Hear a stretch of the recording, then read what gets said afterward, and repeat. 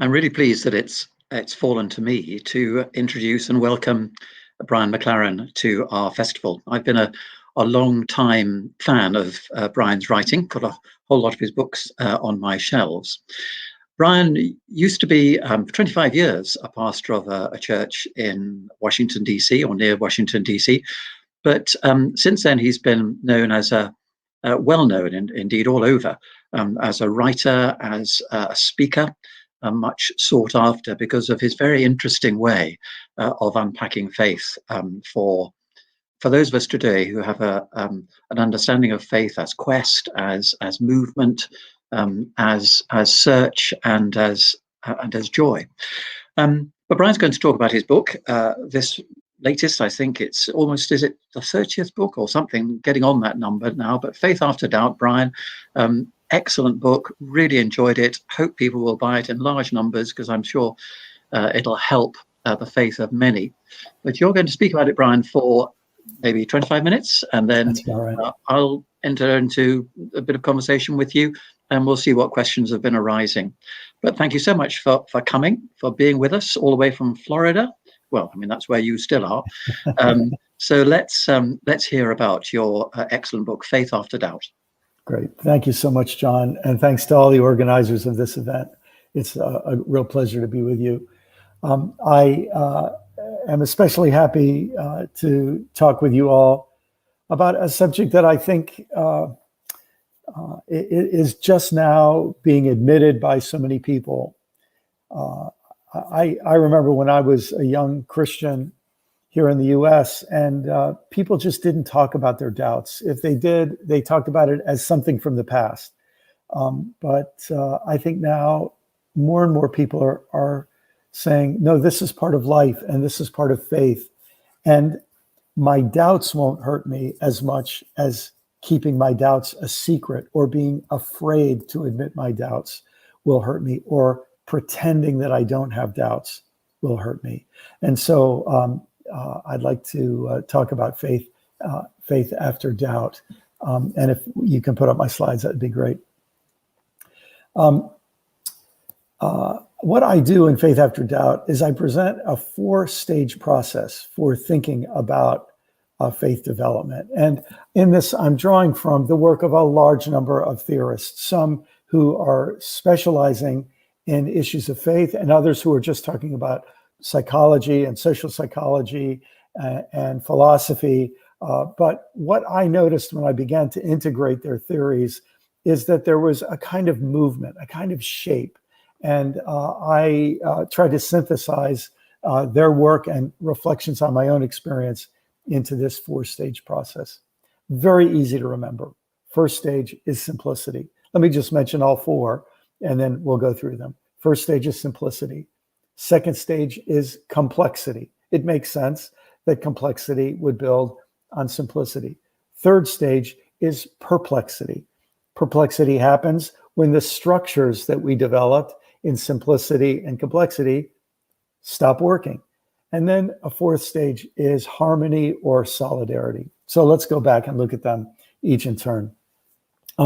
Simplicity is the stage that we are raised into. When parents talk about raising us, they're bringing us from infancy to simplicity.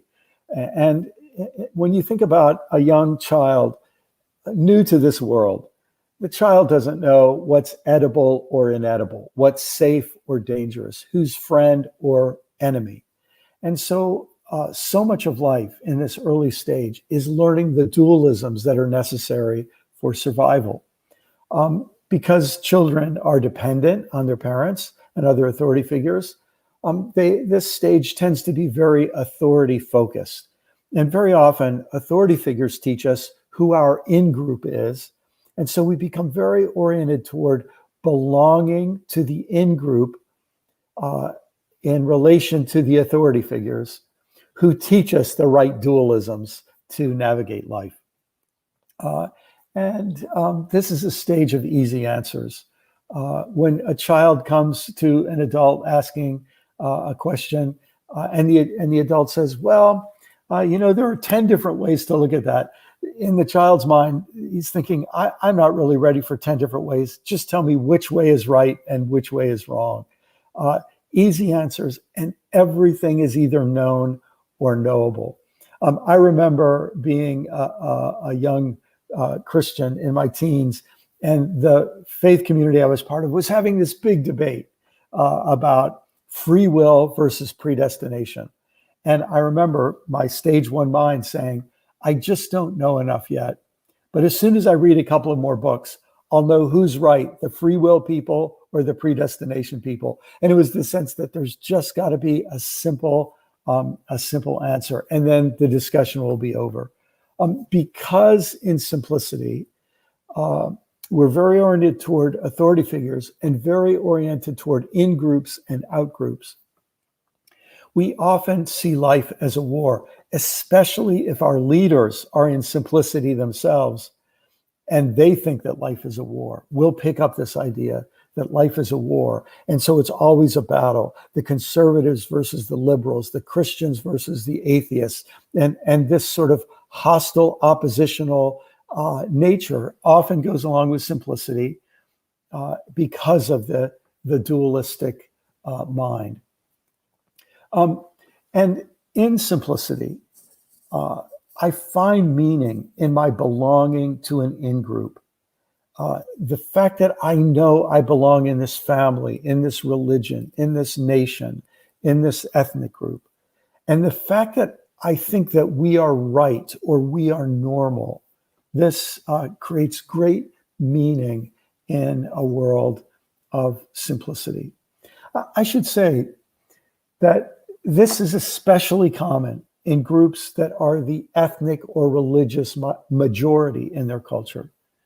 I think you can make a case that for children who grew up as a minority group in a larger culture, especially if that culture is racist or oppressive or in some way, their simplicity is constricted, and complexity is constantly impinging upon their simplicity. And I think for people like me who, I was born in a white body, my white bodiedness makes it hard for me and people like me to understand the simplicity that people in a majority culture are afforded, and those in a minority culture are very often not afforded.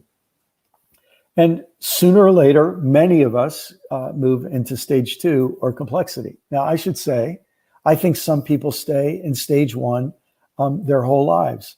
You think about it, they're children, they grow up, and especially in times when people got married at a young age, then they find themselves raising children. So first, they're being taught all of the stage 1 simplicities and dualisms, and then they spend the next 18, 20, 30 years with a series of children teaching those dualisms. And you can see how many people would stay in stage 1 their whole lives. And also, many religions are super comfortable in a stage 1 framework. Christian, Muslim, Jewish, Buddhist, even atheist, there's a certain simplicity that can be very comfortable for people. We're right, they're wrong. What more is there to talk about? We know, they don't. What more is there to talk about? But certain things drive us out of stage 1. And very often, all of them are wrapped up with doubt. We begin to doubt that our leaders are as great as they say they were. For a kid growing up in church, and they revere the pastor, and then they find out that the pastor had some torrid affair or did some terrible thing or mistreated our family. And now the good guys don't always seem so good. Or a kid grows up to be a teenager and starts dating somebody of another religion. And this person they're dating seems like a wonderful person. They realize that in their Christian family, certain things were considered okay and other things were considered bad. And maybe they become close friends with a Muslim child. And in his family, there is dualism, but they're different things. They're allowed to eat certain things and not other things. And so a child or young teenager, adolescent starts to realize, wow, different families have different sets of dualisms. When I'm with their family, I need to play by the rules of their family.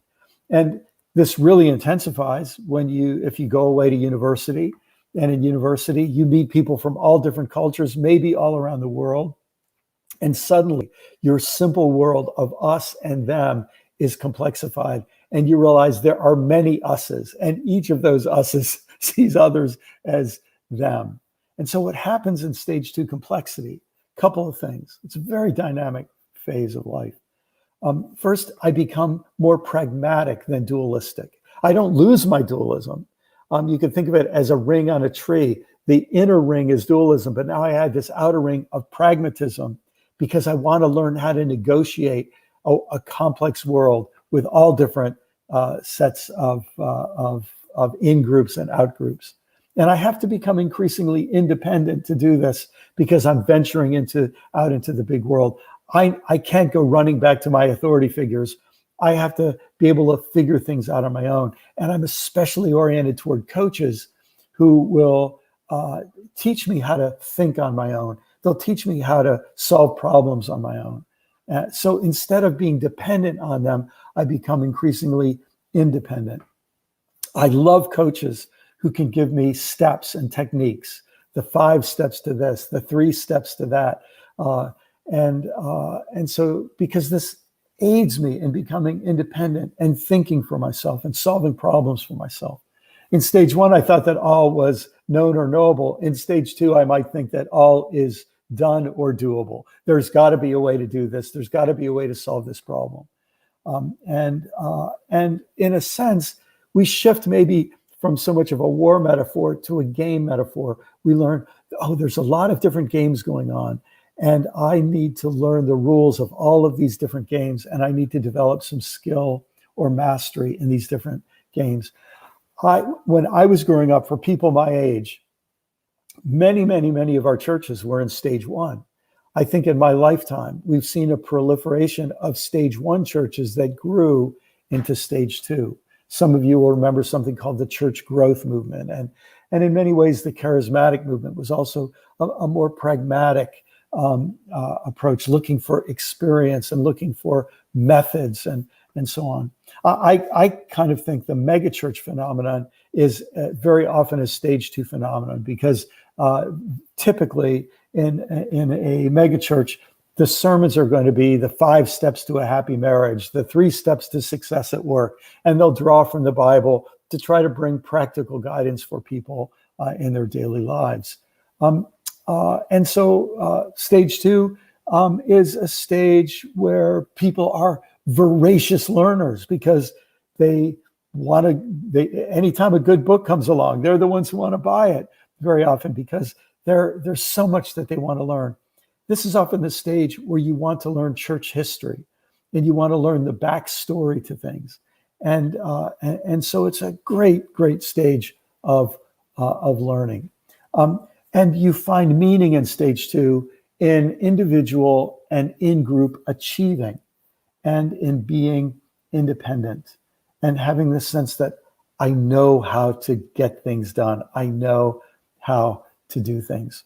A lot of people, I think, stay in stage 2 for the rest of their lives. It's a very happy place to be. And it can keep you busy. There's always more to learn and there's always more to do. Stage 1 and stage 2 people can get along really well sometimes, but they also can have conflict. The stage 1 people say you're not being strict enough in the rules, and the stage 2 people say you're not being effective enough in getting things done. So there's often some tension there. But stage 1 and stage 2, I think, define an awful lot of religious communities, Christian, Muslim, Jewish, and so on the ground. And a lot of people, though, the complexity works for them and works for them and works for them until it doesn't. Maybe those 5 steps that they heard on how to have a good marriage, they followed those 5 steps that their pastor taught them, and their marriage still falls apart. Or maybe all of the patterns of prayer, they learned in stage 1 that it's right to pray. In stage 2, they learned how to pray and different methods of prayer, and they just start to fall apart.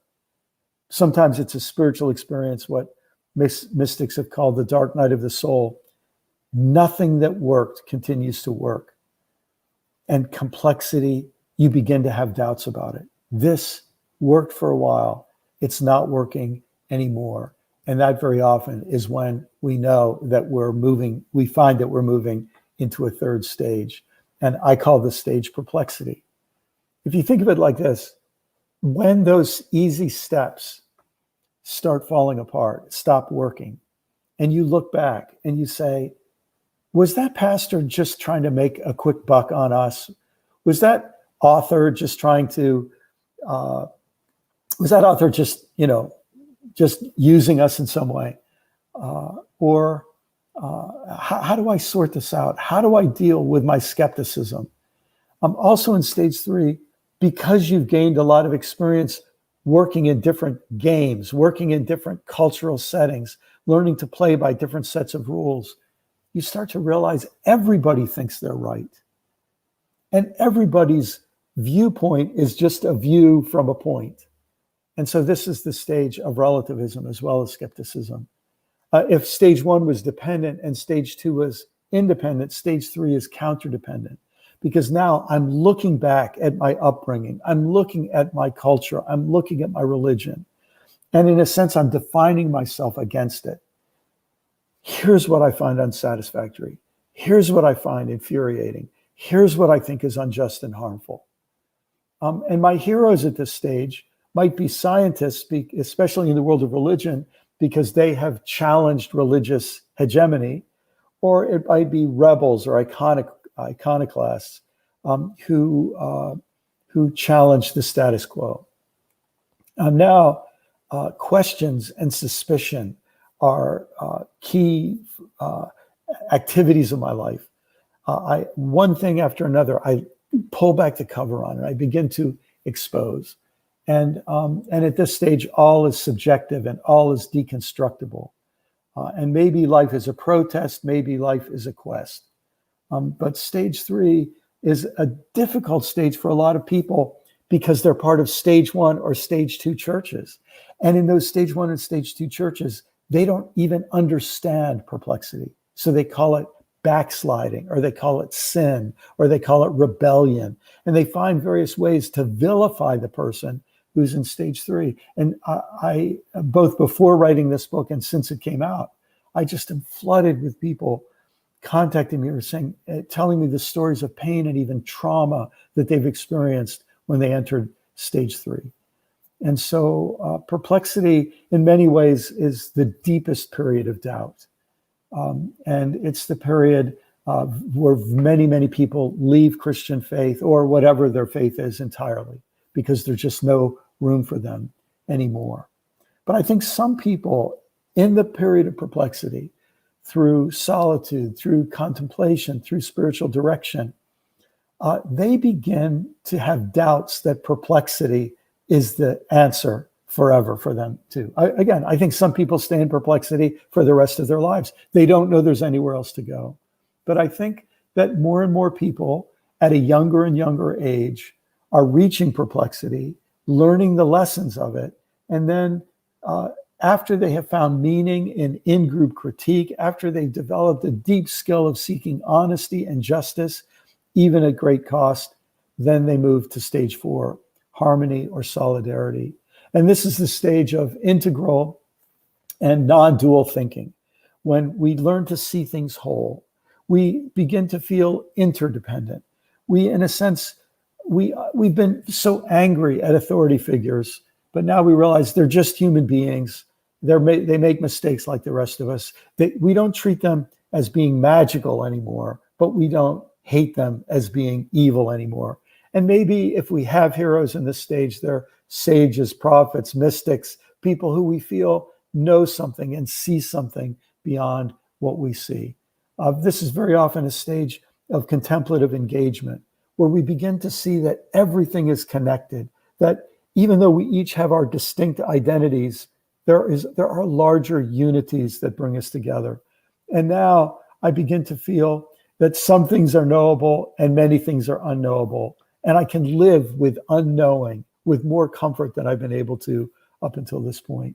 And at this point, life is a gift, and love is the point. And I find meaning in universal love and in universal connection, this deep sense of connection with all things. And in the Christian tradition, I understand that God is love, God loves everyone, and I join God in God's love for everyone. I should also say, stage 1 has so much staying power because every baby who's born is born into infancy.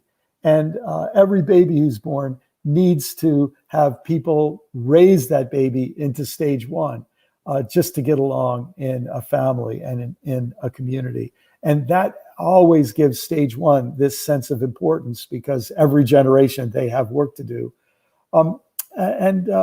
Just in closing, I just like to suggest, instead of thinking of these as successive stages, think of them as rings on a tree, each including the rings before, each including it and transcending it into building upon it into new capacities. And I'd like to propose that when you get to stage 4, harmony and solidarity, that becomes your new simplicity.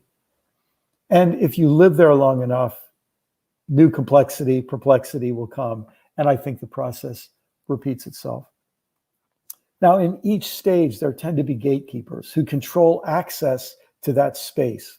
And they have the power of inclusion and rejection, of warning, rewarding, punishing, and even expelling people from that space.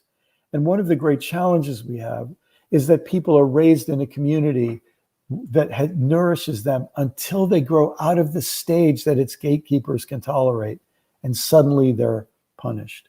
And that's why I believe one of the things that we need, and one of the things I hope this book can contribute to, is we need 4-stage faith communities. In other words, communities where you can be at each of those stages, led by leaders who understand the validity and health and value of each of those stages. So that's what I'd like to share with you. 4 simple stages: simplicity, complexity, perplexity, and harmony. And I hope that can be helpful to you in your own life of faith and in your interactions with others.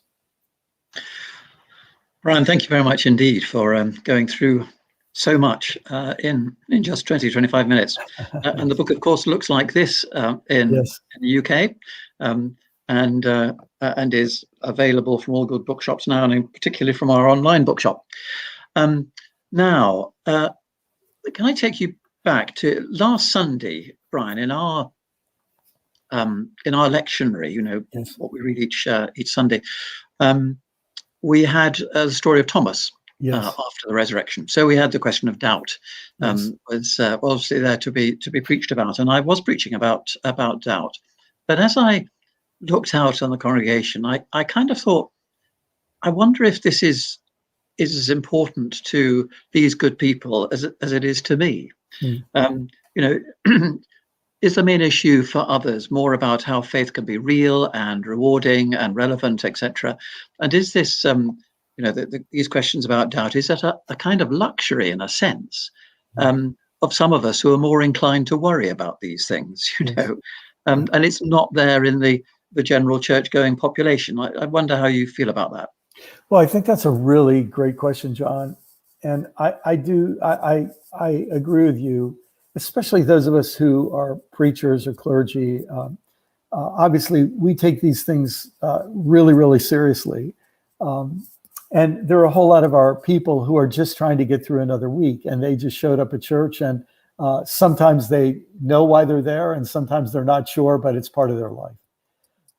And for them, this might not be so intense. But there's a self-reinforcing dimension to this, because when people begin to have doubts, they don't feel it's a safe place, they leave. And so what that means is the people who are left very often may just be the people who are not prone toward those kinds of doubts.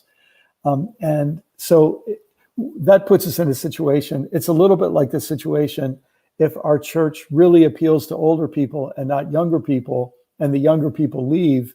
And so then we just focus our attention on the people who are left. We pretty much guarantee the younger people will never feel comfortable there again. So so I think that would, that would be a response to your question. Maybe the other thing I'd add is that very often it is suffering that brings people, even people who've never had a period of doubt.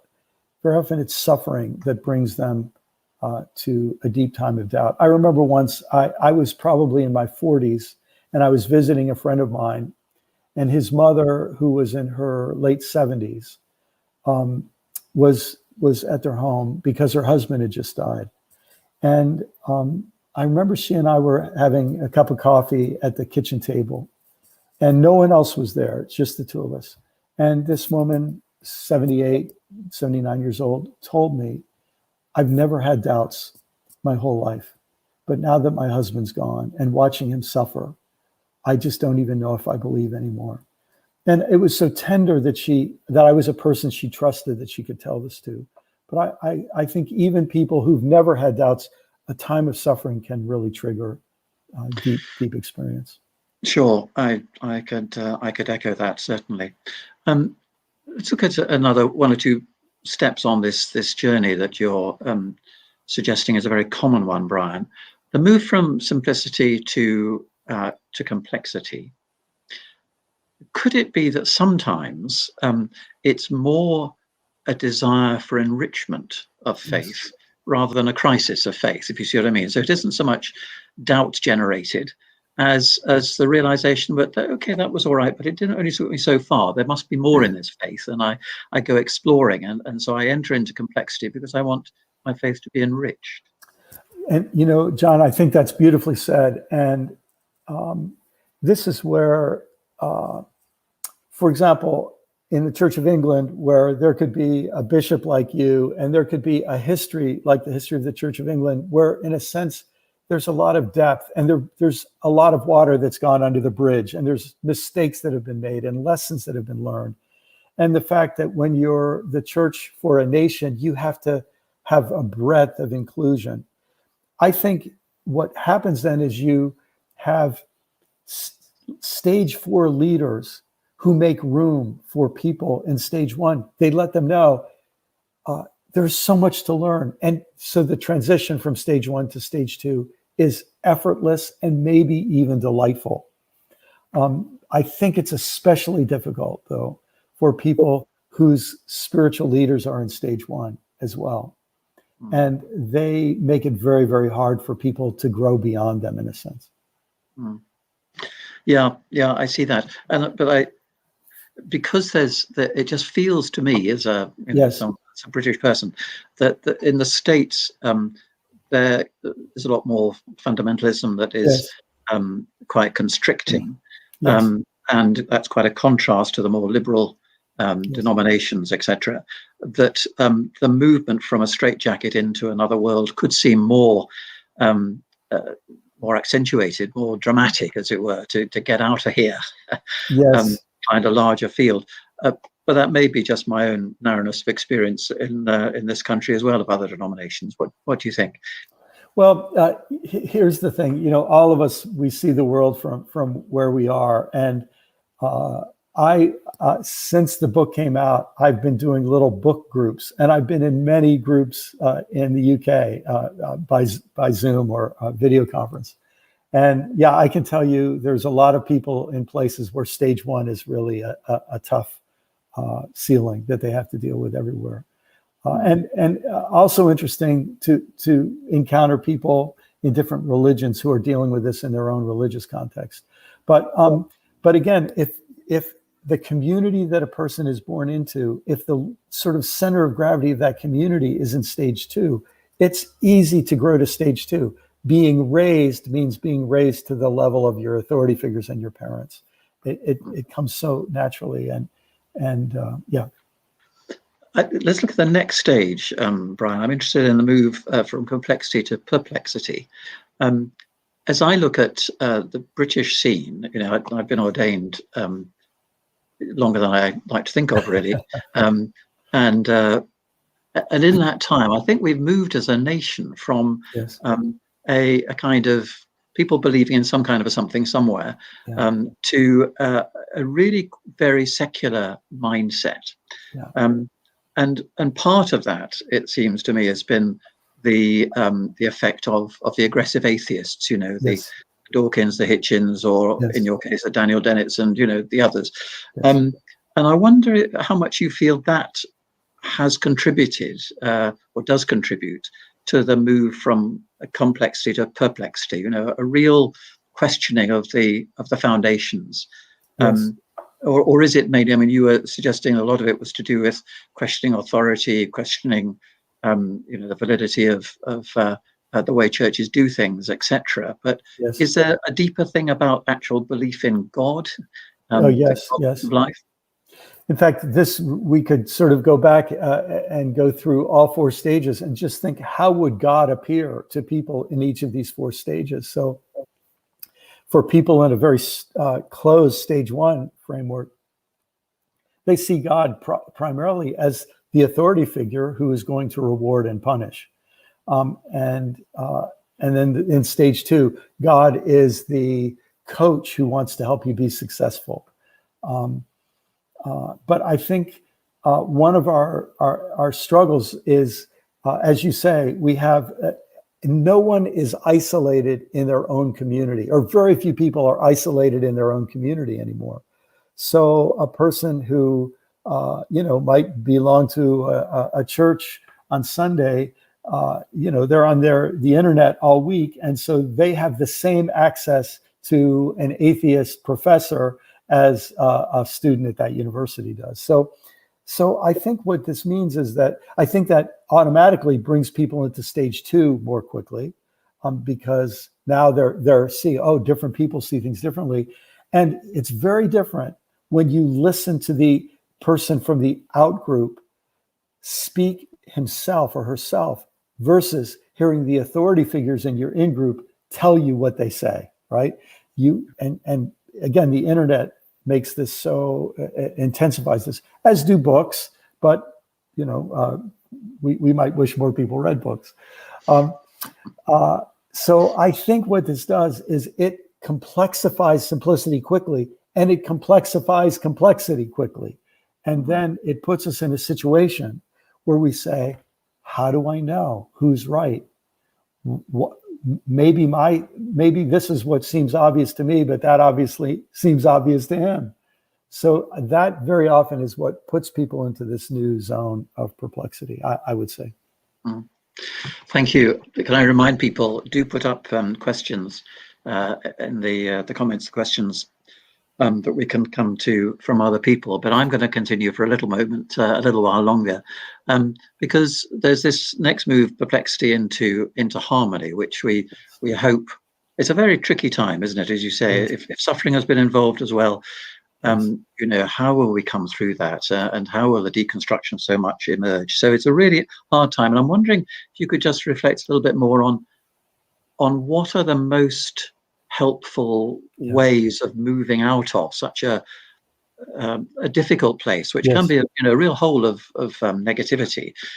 Is it finding communities or individuals who have got something richer and deeper and bigger to offer? Is it through encounter that we come out of perplexity, or what are the most helpful ways of getting through out of the deep pit? I think you've mentioned one of the really important ones. For me, growing up in a very conservative religious setting here in the U.S., my gateway into knowing there was something beyond simplicity was C.S. Lewis. And what was interesting about C.S. Lewis is he had something to offer me in stage two. A book like Mere Christianity is exactly the kind of thing a stage two person wants. They want someone to help them think through why they should stay in their faith. And then I didn't discover it until later, but one of C.S. Lewis's little known books is called The Discarded Image. And it's a book where he does a kind of, he's writing as a literary theorist, and he talks about the worldview of the Middle Ages, really of the ancient world, and the worldview of the earth in the center and 10 concentric crystalline spheres moving around the earth. and that becomes the image of the universe. And he talks about how that image collapsed through science and through politics. I mean, it had many different dimensions. And I remember when I read that book, that to me was a stage 3 book. It was C.S. Lewis acknowledging that people the term he uses, they have a taste in universes. And so he offered this. But then I remember when I read A Grief Observed, too, another book by C.S. Lewis, where he went through deep suffering, and he talked about the pain of that. And then I've now forgotten the author, but there was an author who corresponded with Lewis and published the letters that came out of that period. And so you watch C.S. Lewis, his own faith, go through that kind of stage 3 doubt.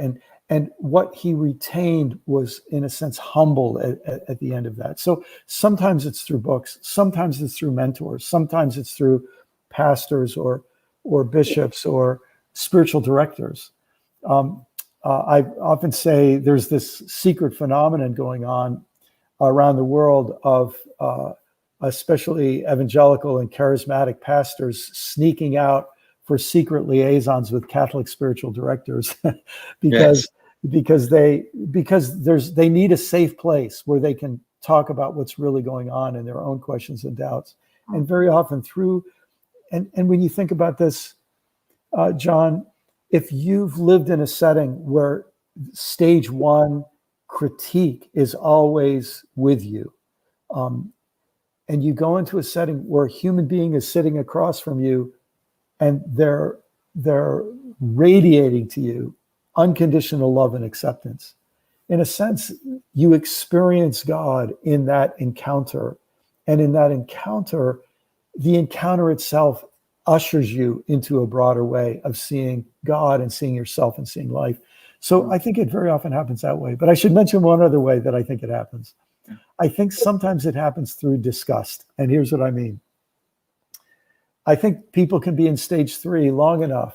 They're criticizing everyone. They're attacking everyone. They're ripping the covers off everything and showing, faults underneath. And then they realize, I'm attacking everyone else. What if I started attacking myself? In other words, when you turn the scrutiny that you've applied to everyone else on yourself, it's suddenly you think, I can't live like this. And I think what happens to many people is that's where, in a sense, they doubt their doubts and they become skeptical of their skepticism. They deconstruct their deconstruction. And now they're really left naked. And I think this is very much the dark night of the soul experience that St. John of the Cross and others have talked about, where there is a kind of a period of a sense of absolute abandonment. And for those of us who've been through that kind of experience, when a bit of light begins to dawn, it's precious beyond words, and it feels like a portal into the next chapter of life. Thank you, Brian. I see a question from Peter Barrett has come in. How about Jesus having doubts? Did Jesus have doubts? And if so, how did he cope with them? This is such a great question. So it's as soon as I hear that question from Peter, I think of Jesus in the Garden of Gethsemane. In a sense, we're given a window into him saying, if this cup can pass from me, which is kind of interesting. It's a way of saying, I don't know if this cup can pass from me or not. And there's this honesty in this cry from the heart. If this cup can pass from me, but nevertheless, not my will, but yours be done. So there's a continuing act of faith, but there's also an acknowledgement of unknowing. And of course, in Jesus' cry from the cross, I think we feel it especially powerfully. Why have you forsaken me? And I think this brings a kind of comfort to people who would say that if we believe God is present in Christ, sharing our human experience, that the experience of God forsakenness that is known to many, many people is an experience that God actually can empathize with through Christ. But one other thing I would say that I think we don't, I don't think we pay enough attention to this. I guess it's in Luke's gospel where Luke says that Jesus grew in wisdom and stature in favor with God and man. Jesus grew. And there are a couple of scenes in the Gospels where I think we watch Jesus grow.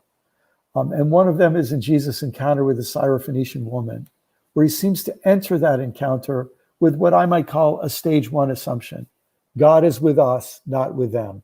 God is with Jews, not with Syrophoenicians. And in the encounter, we watch him then say, "Woman, you have great faith."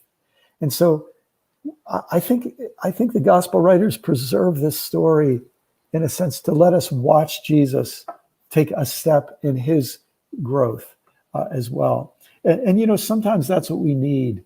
We don't just need a model of perfection. We need a model of growth. And we have a lot of that in the New Testament. Peter has this great insight that he shouldn't call anyone unclean in his encounter with Cornelius. But then we find out that some years later, Paul has to confront him because he's decided some people are unclean again. Sure. Thank you. Yes.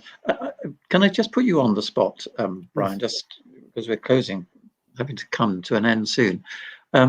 You talk very helpfully about occupying, in a sense, part of each of those stages as we grow. It isn't that we reject one stage and move to another. It is that we put another ring around the tree trunk, as it were. So I'm asking you, what do you still hold to very much from your stage one life and faith, and your stage two? Give us some examples of what you really hold of those two still now. So I don't want to get too political here, but I'm sure folks on your side of the pond have watched what's been going on here the last 4 years. And we had a president who I think bypassed stage one. Whatever happened in his upbringing, he never really learned telling a lie is wrong, telling the truth is right. He didn't seem to have some of those basic structures of his character. All he cared about was winning, which was stage two, sort of stage two pragmatism without any stage one morality. And one of the things I'm deeply, deeply grateful for is just how in my own heart, a desire for moral integrity was, built in me. And of course, anyone who cares about moral integrity knows that doesn't mean you're perfect. In fact, if you care about moral integrity, it means you need forgiveness. But it's because you need forgiveness because you're monitoring, you're aware of your own behavior. And so from stage one, that's something I'll be deeply grateful for, both a deep care about moral integrity and a deep rejoicing in the reality of God's grace. Deep, deep blessings from stage one for me. And I guess for stage two, you always strike me as someone who's, always wanting to learn. Yes. And constantly absorbing new things. So I'll just answer that one for you, because I want to get in an absolutely final question. You do say something that I really made me sit up at one point. It's on page 89 in our edition, where you say that, controversially, African Christianity, like British Christianity, is largely a mix of stage one simplicity and stage two complexity. Now, that's a bit of a generalization, isn't it? What makes you write about, particularly African and British in stage one and stage two? I've